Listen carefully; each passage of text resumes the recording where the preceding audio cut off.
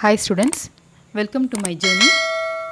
In this session, we are going to see exercise 7.3, sum number 7 and 8.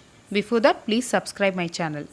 So let us see sum number 7, integral sine 4x sine 8x.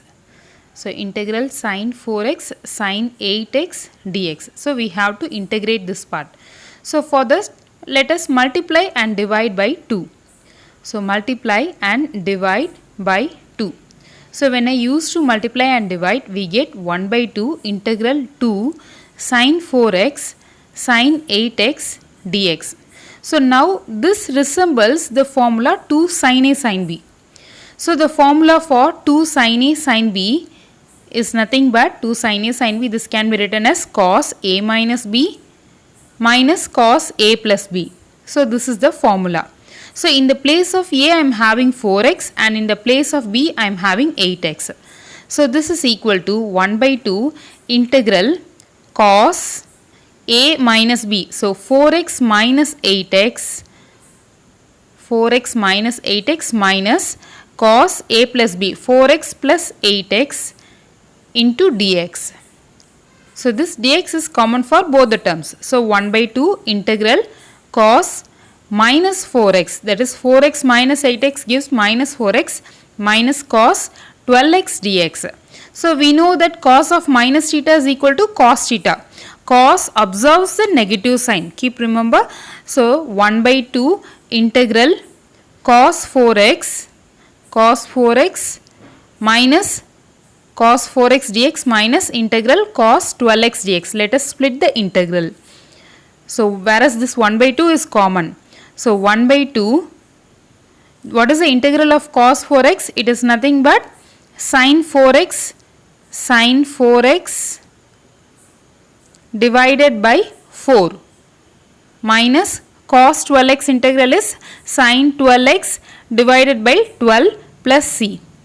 So I just write the formula integral cos nx dx is equal to sin nx divided by n plus c.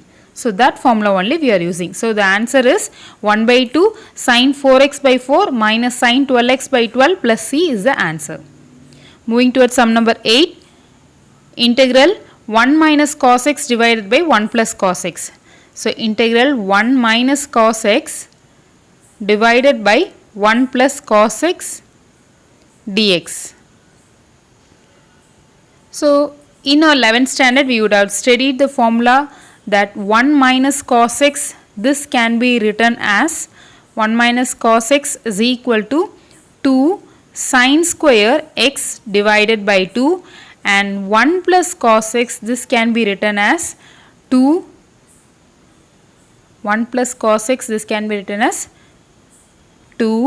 cos square x divided by 2.